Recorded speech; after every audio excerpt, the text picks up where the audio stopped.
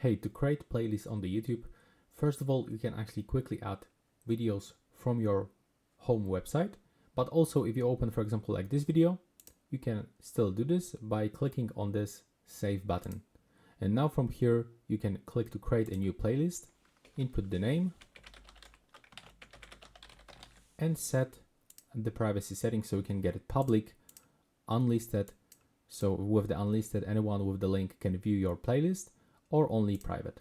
Then click to create. Now your playlist was created, and you can add other videos. Like for example, I'm gonna add this one.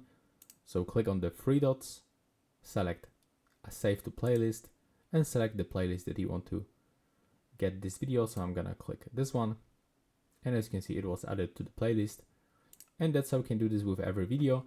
And now if you want to open your playlist, all you have to do is just to click to view your channel, go to the playlists, and here you can find your playlists. You can just open it. When you click on it, you will actually play the first video, but when you tap on the name of the playlist right here, one more time. Let's do this one more time. We have to click on the view full playlist, and from here we can actually adjust the playlist like we did while creating it. So that's all right now. Please subscribe to my channel and see you in the next one.